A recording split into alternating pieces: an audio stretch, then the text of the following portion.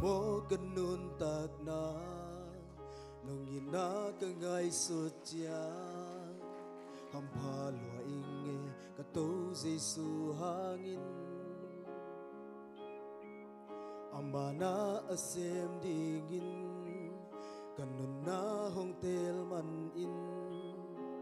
mina sem hilo to ba na sem kai le tung ham phat na tuam tuam ka et kha ka khwara chia khat ve ve chiang in ka tha nem kha zele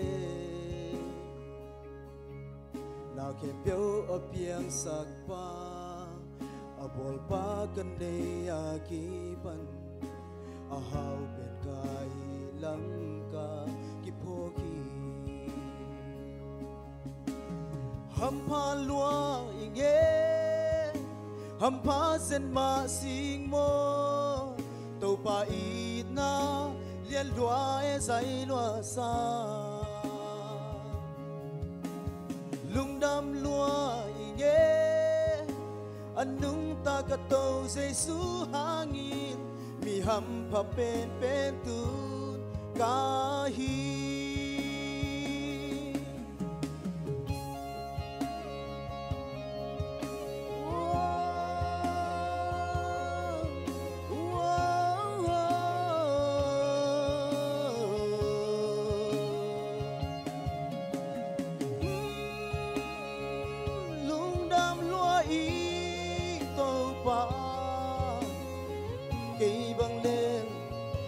băng lên nông tên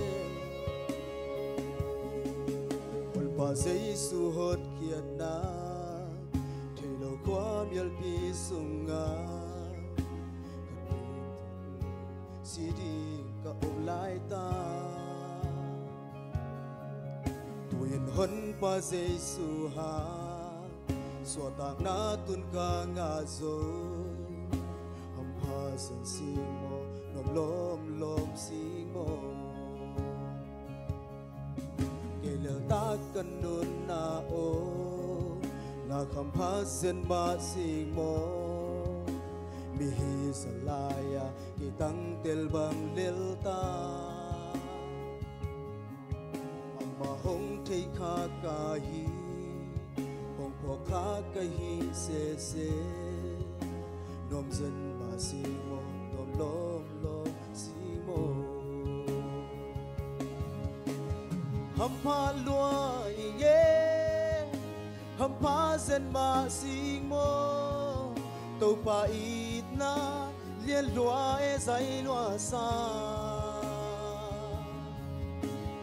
lung đam lua inge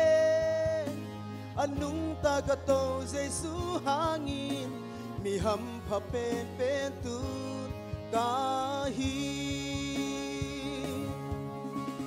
na na sen dingi nong tel man ni nuam loa i na na sen dingi nong tel man ni ham pha loa i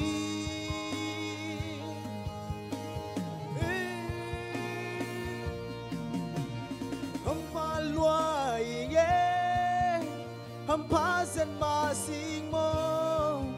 to pa it na liên lua e zai lua sa lung đam lua nghe